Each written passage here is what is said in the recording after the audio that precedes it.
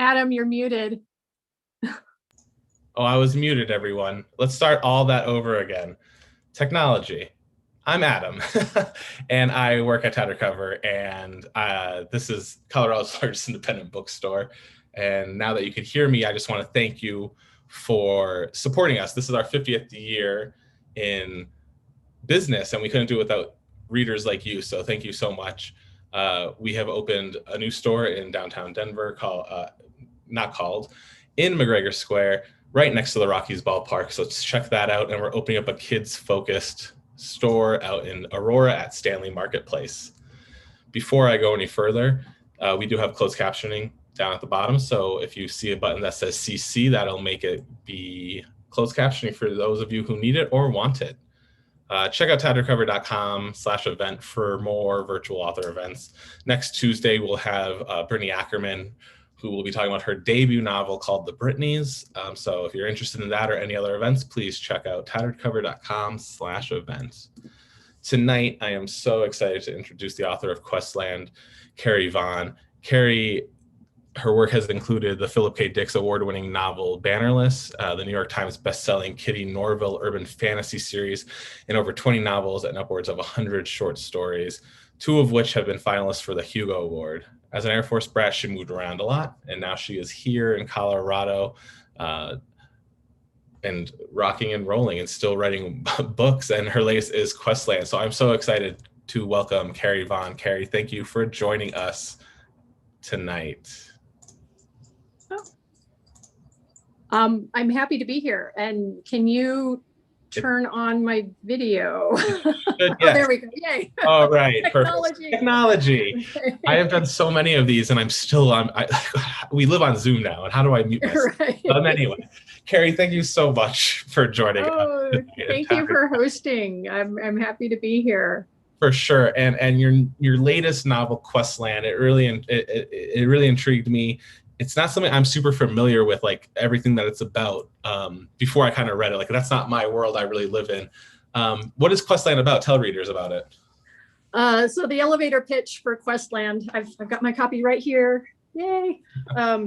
It's a high-tech LARP, which is a live-action role-playing game that goes horribly, horribly wrong.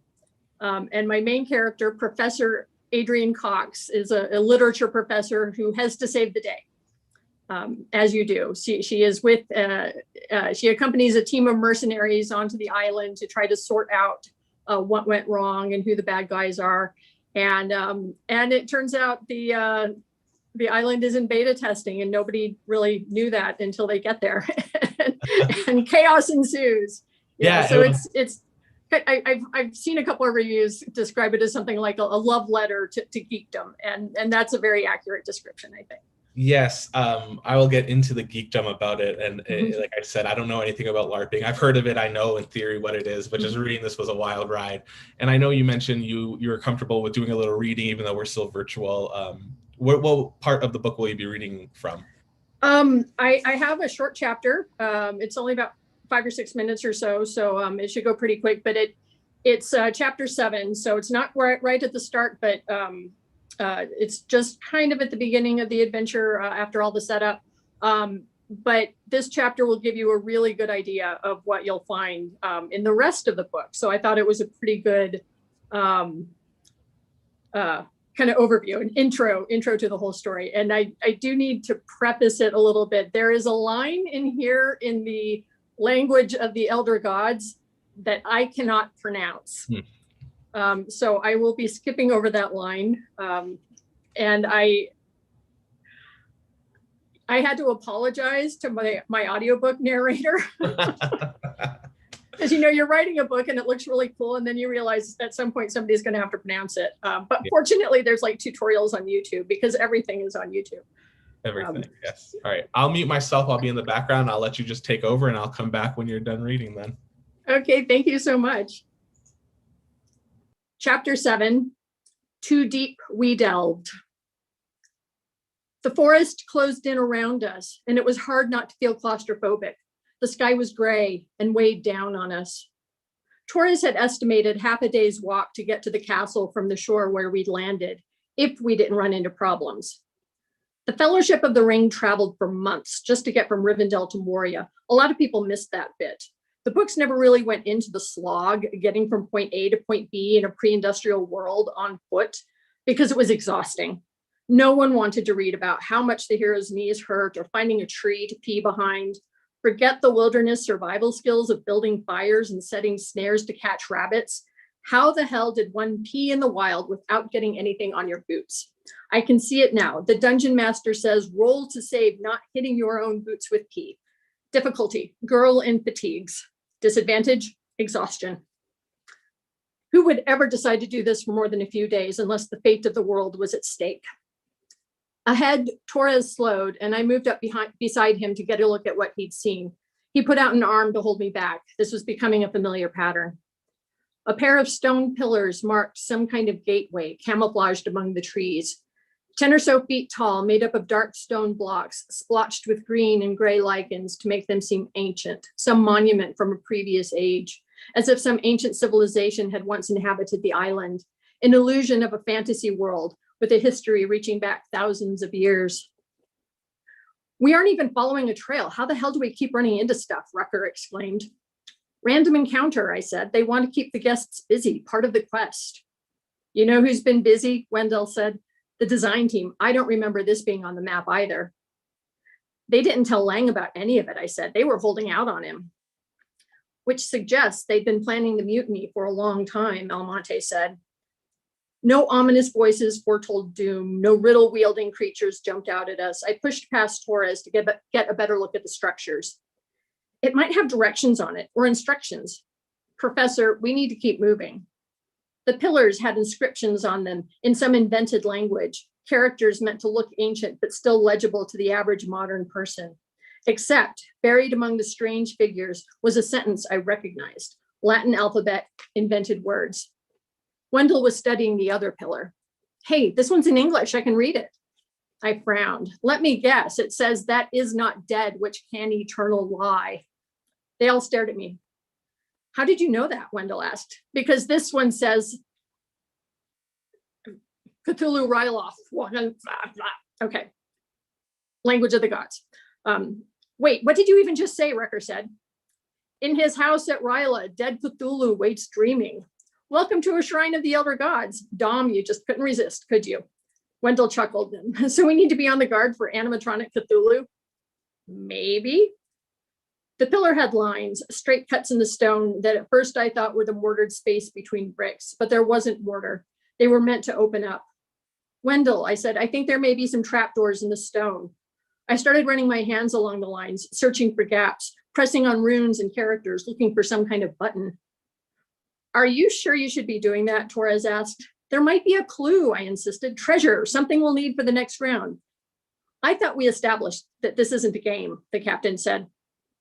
I might have been grinning, except this place was designed by gamers. And when we get to the castle, we might need a key or a code or a password or I don't know, a gold coin to pay the doorman, a ring of power. We can take 5 minutes to look here and maybe make things easier later on. Wendell had come to join me, looking over my shoulder. I didn't see any doors on the other pillar, not like this. I paused a moment, steadied my breathing. This I knew how to do. If it's part of the game, we won't open it by pushing things at random. There's got to be some kind of pattern. I went back to studying the inscriptions. I thought back to the Sphinx. The game designers added various challenges for the players to figure out, but they didn't want them to be too hard. Challenging, but not frustrating. Fun. Escape room hard. At various points on the round pillar were a series of circles, O's. They could be mistaken for part of the inscriptions, except the other characters were angular, jagged. These didn't fit because they were buttons. The highest was over my head, almost at the limit of where I could reach. I pushed it first, then the next one down, then the next, 7 in all. Nothing happened. So I pushed them again, this time starting with the lowest. Klaatu Barada Nikto, Wendell said grandly and chuckled. Nice, I said approvingly. He added, maybe if you, I hushed him, tried a more complex pattern, the highest, then the lowest, then the next highest, next lowest, then the last, right above the line, marking the trapdoor cut into the stone. And the door opened. A curved lid slid back into the stone, revealing a shoebox-sized alcove lined in red velvet. And resting on the velvet was a simple gold ring. Its warm, polished color nearly glowed against the cloth, enticing one to touch it. You've got to be kidding me, I muttered. Next to me, Wendell barked a laugh. That's it, Rucker said. You never know, this might be the thing that controls everything on the island. I said, and took the ring out of the alcove and held it up to the light. It was just a plain gold band, probably wasn't even real gold, a man's ring. It was too big for my fingers. Otherwise, I would have totally put it on, just to see if Lang's engineers had figured out a way to make someone invisible. A mechanical whoomp vibrated under our feet. What was that? Almonte said, moving her rifle to the ready. A metallic slam clanged resoundingly, then another. A sudden, horrified realization came over me, and I looked back at her, wide-eyed. You know, I said, I didn't check for traps. The ground under us dropped away, dirt and debris falling into a pit, along with all of us. And that's chapter 7. Yeah, I am so curious to hear how the the audio Right. person does it, because that's like the one thing when I read sci-fi or anything with the language I don't know, I'm just gonna skip right over this to the next sentence. Yeah, I really admire the audiobook narrators because they have to navigate so much of that, and often they'll ask, the authors, how do you pronounce this? But for me anyway, I'm not sure how other authors do it, but I'm really visual. Yeah. And so sometimes, when you're making up words and inventing names and things like that, you'll put together something that looks good on the page, and then somebody asks you to pronounce it, and you realize you didn't actually think about how to pronounce it, and then you have to figure out how to pronounce it. Yeah. I remember reading Chronicles of Narnia as a kid, and Eustace, like the cousin's name, I was like, I've never seen this in my life. I'm just gonna make it up, and now I know what it is. Years of mystery. Very English name. Yes, very English. You have like I said, your bio says, numerous books, from werewolf radio advice giver to dystopian murder mysteries to this live action role play gone wrong.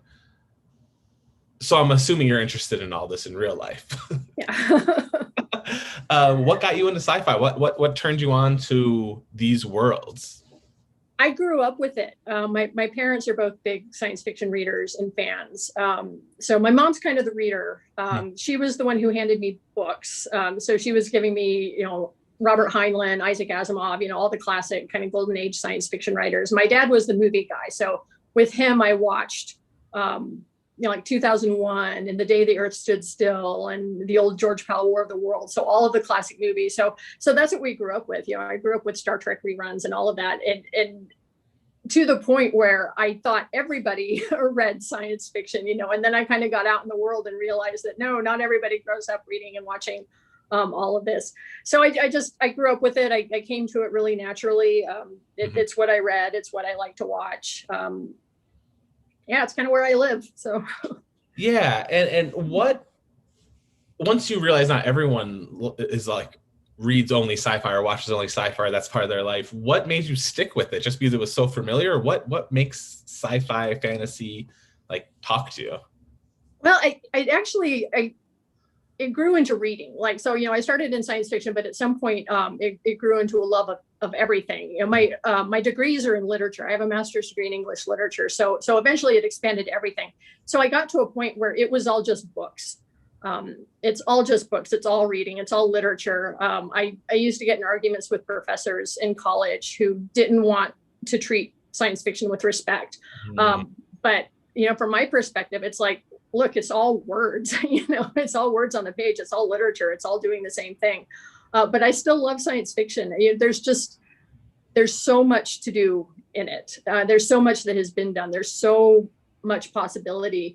And sometimes, it's the exploration and the innovation, but sometimes there's just really familiar tropes. And I want to see what authors do with the familiar tropes. Space opera is such a good example. I love big spaceship stories. I love stories that imagine what it would be like to live and work in space.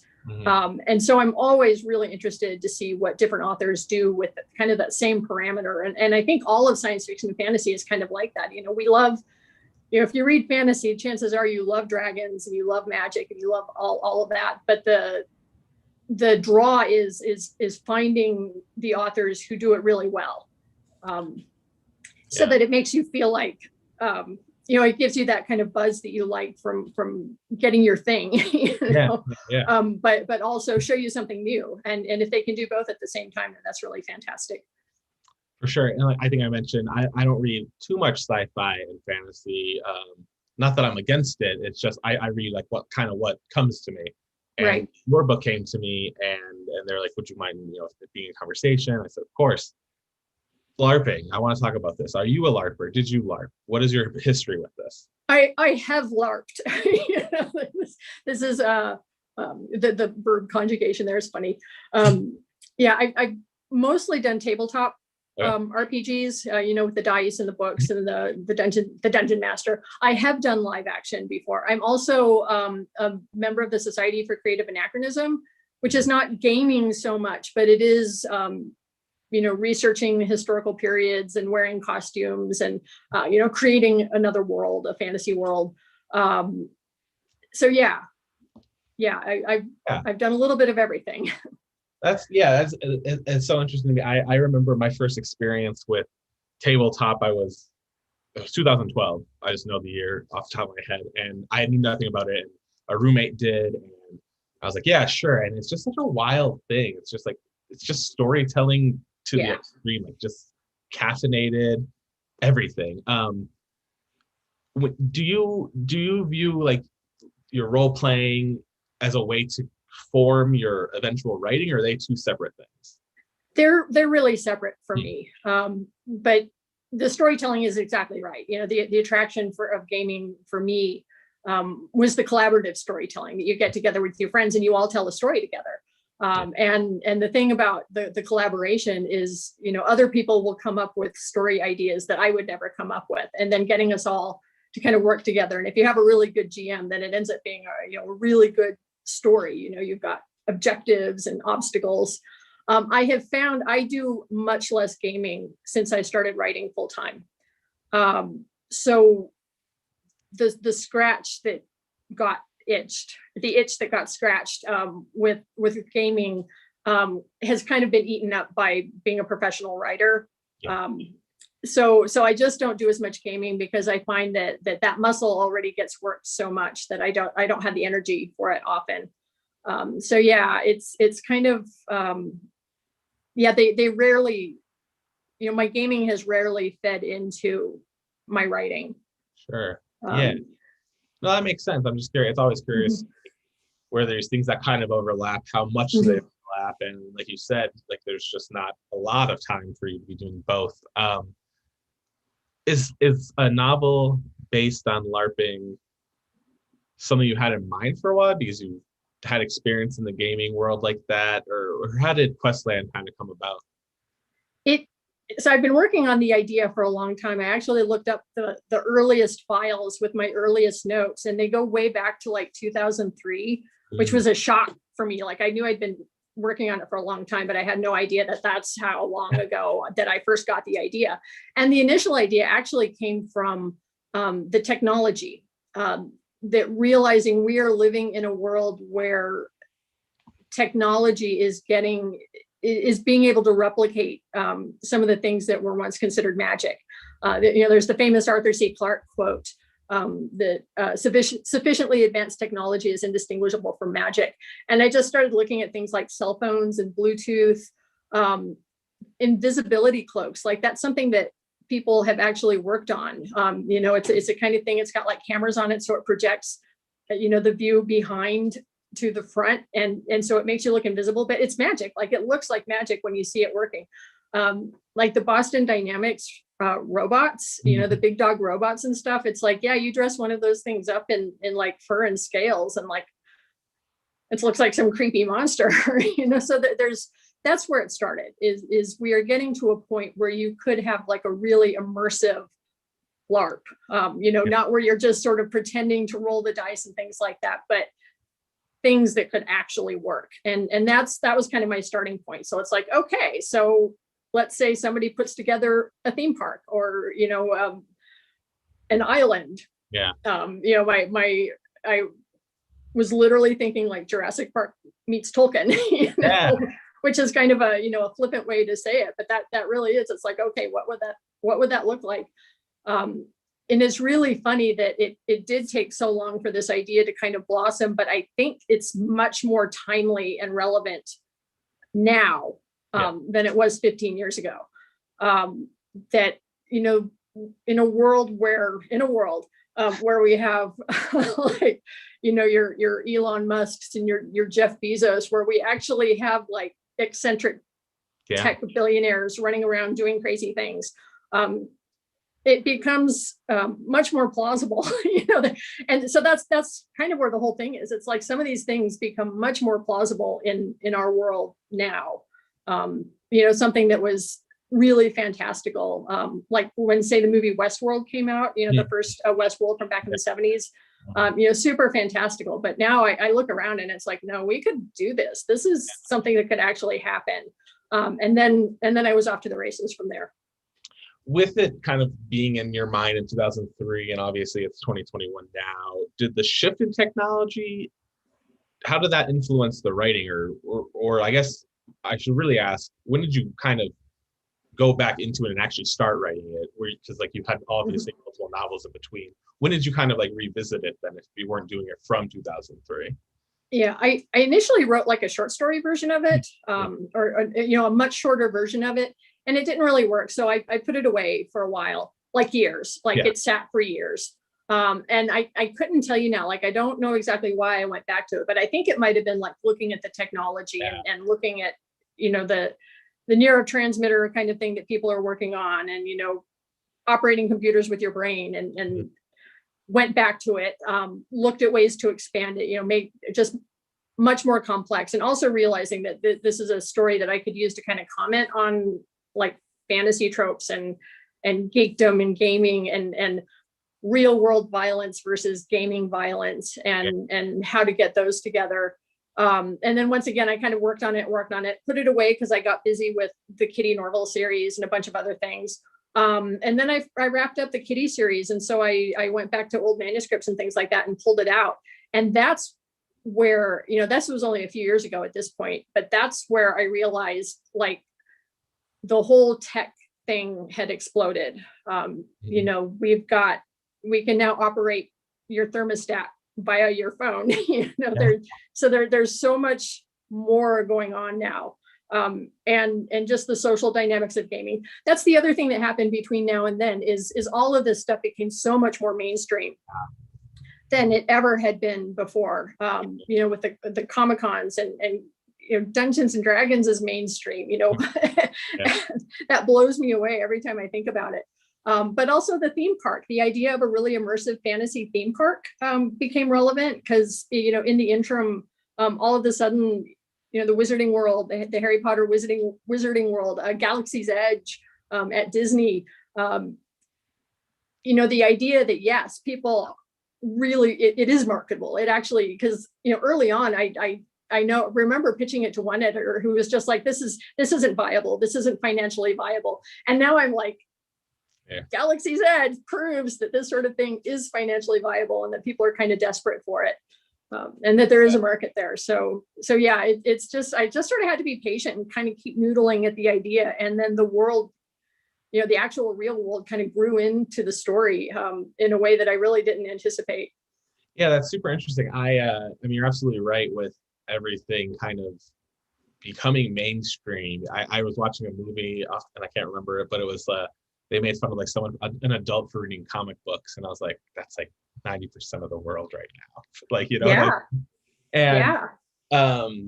with it becoming more mainstream, did you shift focus on what this novel was going to be, or did that really just help lean into what you wanted to write about?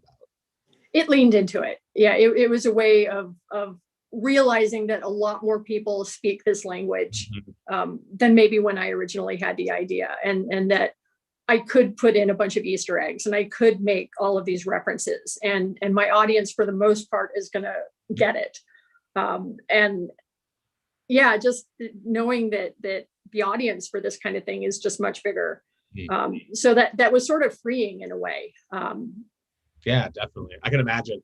and like I said, I have played D&D, not well. Like I've done it in the past, and this pandemic, I got really into like, do you know the TV show Survivor? Like the reality show. Mm-hmm. So there's this online community where people do it like in like chat rooms, and I got really involved in it because I was like, God, I'm working from home. I need something to like break up the day, and it's like I met more unique and interesting people and like sincere people through role playing than I have like in bookstores at work. It's just a different type of people. There's no question to that other than like, yes, like role playing for those who are listening and haven't tried it should definitely try it. I think there's an earnestness to it, and it's, the whole geek realm. Like you can, go to a convention and go in the dealer's room and find the things that you love, and everybody is there to celebrate the things that they love in a really uncynical way. The whole world is so cynical right now, and politics is cynical. Everything is cynical. Everything's terrible. But the fandom, like the things that we love and these things that sustain us. Yeah, you found your game, you found your Survivor game, and that was really important. Like during lockdown and things, I went back to a couple of my favorite shows and just sort of watched them incessantly because it was comforting and it made me happy.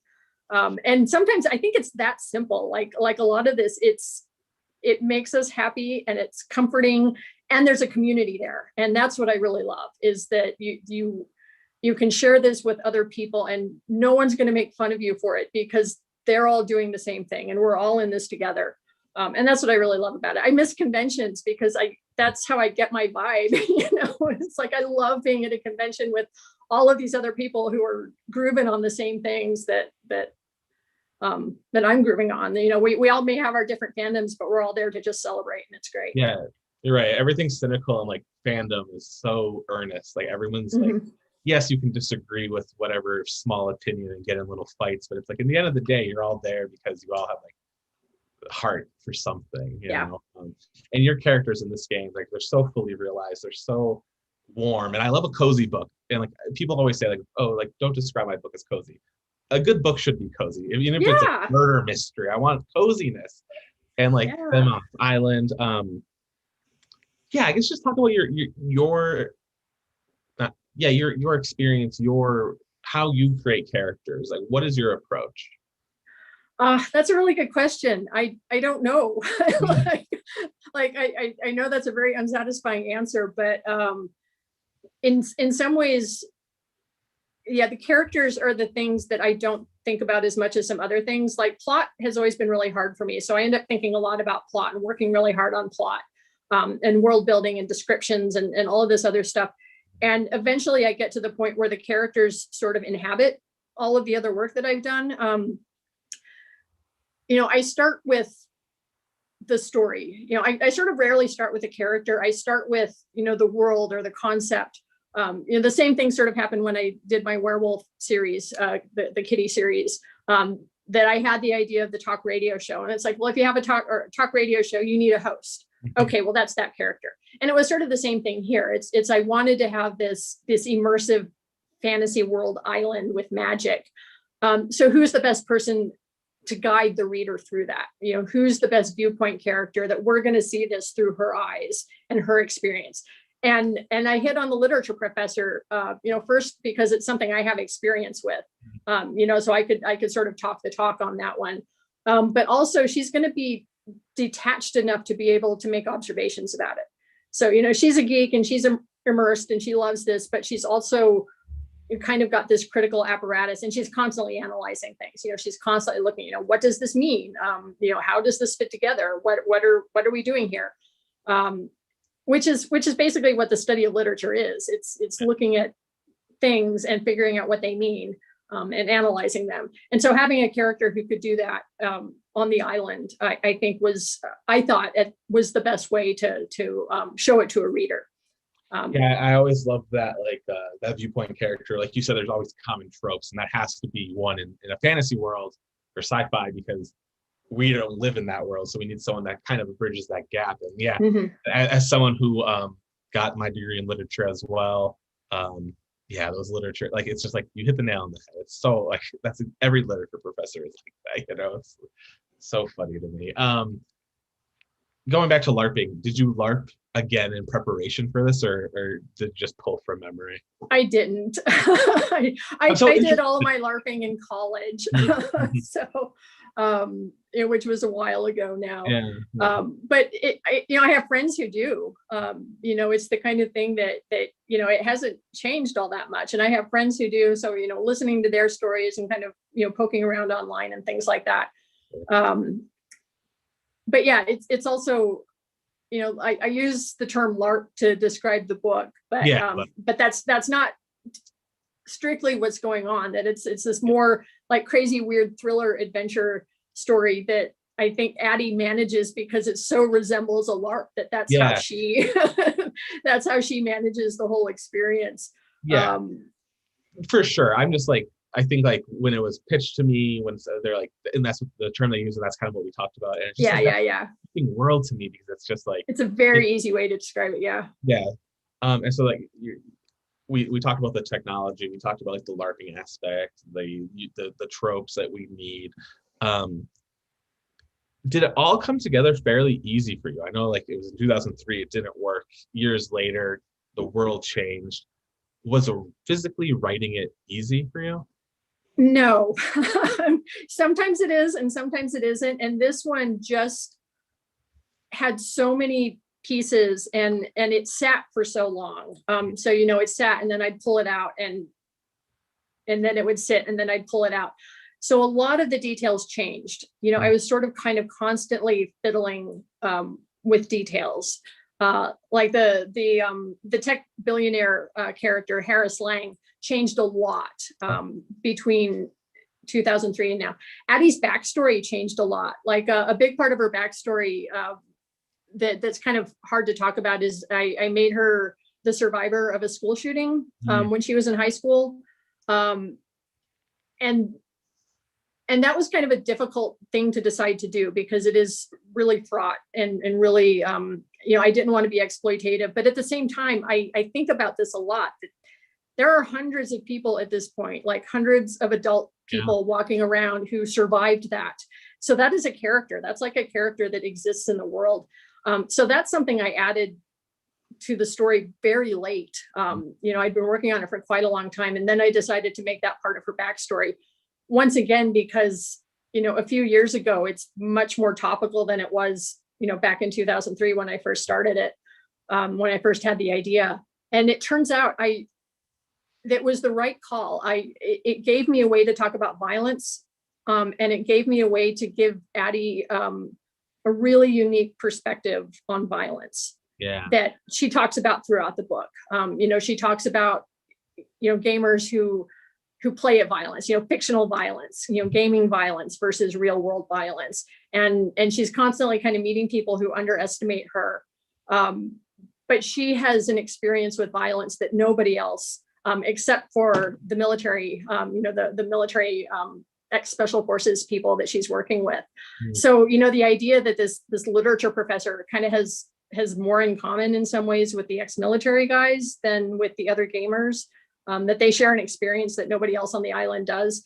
It turned out to be a really rich topic. But yeah, that's something I added like much later. And so it was hard to write because I sort of kept adding things that ended up changing the entire flavor of the story. So I worked it and reworked it and reworked it until here we are. It doesn't feel real sometimes that I've been working on it for so long that it's finally out.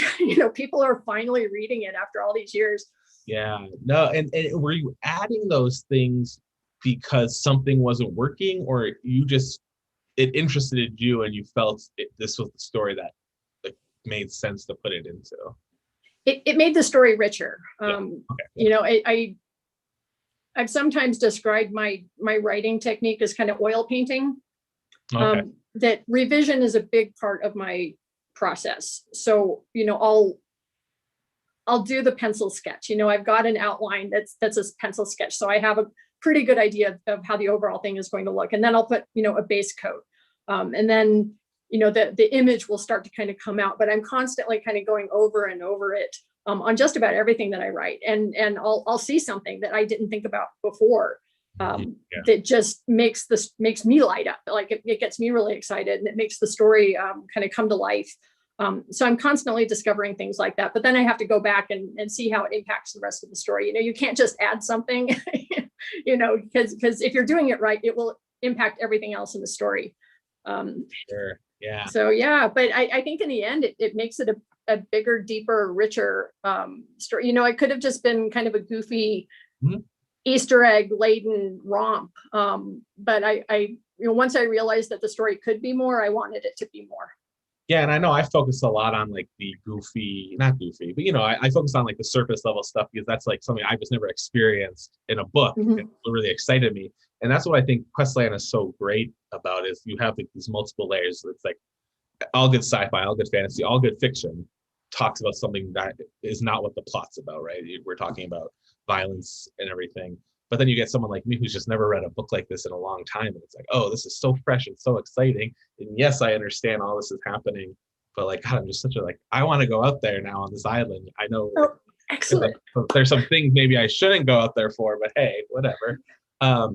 There's some fan reader questions. And if you're listening, please ask more questions. I'm going to kind of turn over to the Q&A. Carrie, you can't see these questions, so I'll read them to you. Okay. Well, the first one, I believe her name is Maja, and I'm sorry if I'm mispronouncing this, but she is from Germany and just wanted to say she had to go to bed. So thank you for doing the reading. I think she hopped off right after the reading. So Okay. Germany. And then we have Debbie asking, you mentioned how you revisit old manuscripts. Have you thought about revisiting the world of the Voices of Dragons?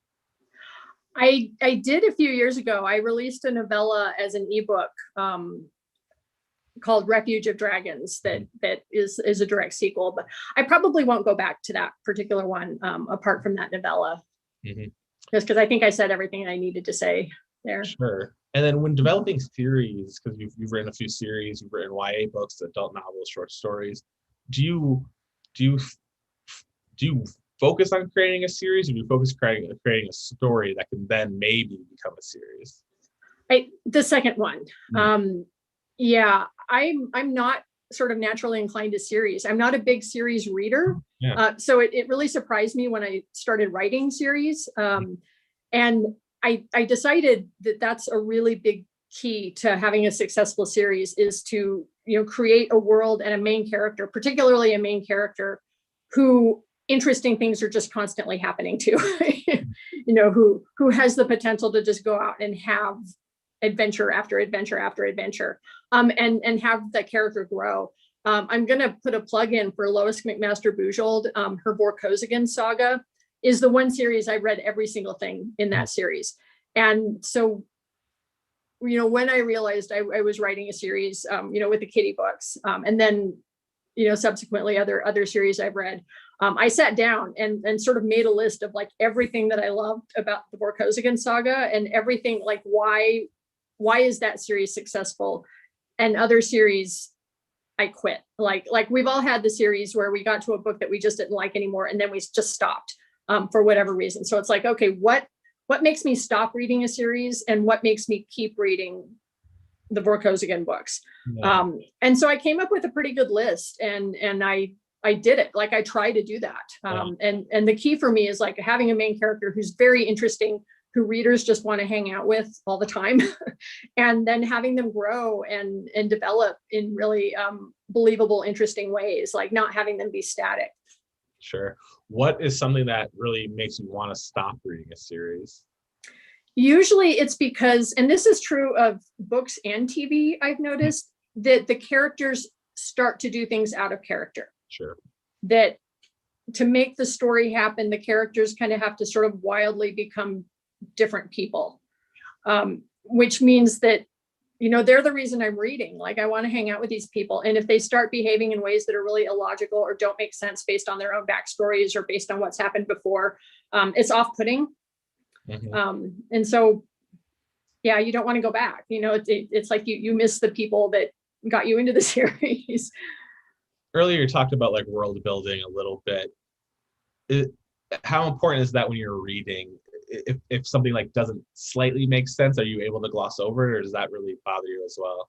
It tends not to bother me that much. Like unless it's really huge and glaring, like I read a book one time where like this really amazing, cool thing was introduced, like in chapter 4. And I'm like, oh my God, this book is going to be about this amazing, cool thing. And we're going to get to see how it works. And we're going to get to see all the details.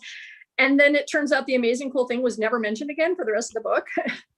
And that really annoyed me, it turns out. I like to not have to think about the world building. Sure. You know, weirdly enough, that if it's so immersive and so kind of so seamless that I'm not thinking about it, that it just feels like I'm existing in the world. That's, for me, that's the best. That I don't need big, long, detailed descriptions of everything. I just want to feel like this is a real world that I can live in for a little while I'm reading the book. Mm-hmm. What are some, you mentioned that series you like, what are some standalones that have like really, really spoken to you recently? Oh gosh, Sorry to put I'm you gonna on have to think about this. So I'm gonna, it's no longer a standalone because the sequel just came out. Yeah, nothing's ever but a standalone, right? But I'm gonna mention it anyway because the sequel came out, I'm now thinking about it. But The Golem and the Djinn by Helene Wecker. And I'm not remembering the name of the sequel, but it just came out and I desperately want to read it. But it's a standalone, like it doesn't end on a cliffhanger, so you can go and read it. Oh yeah, you put me on the spot now. I'm gonna have to. I should have warned you. Gosh, everything I'm thinking of is series right now. Yeah, of course, yeah, I just. I got you in series mode. That's my fault. No, it's I should just carry around a list of like books that I recommend to people. Yeah, normally when I talk to writers before, I'm like, hey, I'm going to ask this question. So like, right. I just want to warn you. And so Questline's out. You're like you said, it's 2003, 2015, 2021. It's out. Are you thinking about what's next? Are you thinking of new characters, new worlds, or always? Yeah. Always. I'm always working on new things, crazy new things. Like you mentioned, like my books are about so many different things. And, you know, when writers are given career advice, they're often told, you know, pick a thing and specialize in that. And I just have not been able to do that because I'm all over the place. So what I've been currently working on, alternate history, War of 1812 with giant squids doing battle, you know, because why not? It's ridiculous because it's not like I was ever inherently interested in the War of 1812, but I have now been doing so much reading on it. I know far too much about the War of 1812, which is a very silly war and should not have happened, but it did. But I love the movie Master and Commander. And so as soon as I got like the giant squid alternate history idea, it's like, okay, I want to do it in the Age of Sail, but I don't want to do Britain. I want to do the US because I know more about it, I think, except yeah, the War of 1812 is kind of really obscure. And I mean, it shouldn't be obscure. It's just that it wasn't it didn't go on for very long. And it kind of gets lost in the cracks between, you know, the American Revolution and the Civil War. But yeah, so really interesting things happened there. And if you don't stop me, I will just keep talking about the War of 1812 because that's what I'm super excited. That's exciting. Like War of 1812, giant squids. I'm ready for it. Well, I'll do a little bit of a plug. If you want a taste, I wrote a short story. It's called The Book of the Kraken. And it just came out this spring on Uncanny Magazine. So it's free online. You can go and check it out right now. And that was sort of my proof of concept for the whole idea. I do that a lot. I'll write a short story if I'm not sure if an idea is going to work. And the short story worked. So now I'm doing more and reading way too much about the War of 1812. What was the title of the story again? The Book of the Kraken. Perfect. I just want to write that down before we leave and I forget. Well, thank you, Carrie, so much for taking the time to talk about Questland and getting real nerdy with me. I really appreciate it. For those who are listening, where can we find you on the internet? Website, Twitter, Instagram, those things? My website is carrievaughn.com. I'm on Facebook. I talk a lot about books and my work and writing and things on Facebook, which I'm pretty easy to find. It's just Carrie Vaughn. Yeah, I'm not on Twitter, which is okay. It's really fun. People ask if I'm on Twitter and I say no, and they're like, good, you shouldn't be on Twitter. I'm obsessed with it, but good for you. And I have a blog, and you can get to the blog. The link is on my website to find my blog. Perfect. Well, and thank you. I natter on about everything on there. So Yes, I was reading a little earlier today before our chat. oh, Well, thank you so much, Carrie. Thank you for being oh here. thank you. Thanks to everyone who's listening out there. This YouTube link will be emailed to you within the next few days, so you can watch it, share it. Carrie's not on Twitter, but if you are, retweet it. Do what you need to do to get the word out for Questland. Everyone have a great evening. Thank you, Carrie, again so much for joining us. Yeah. Thank you, Adam. This has been great.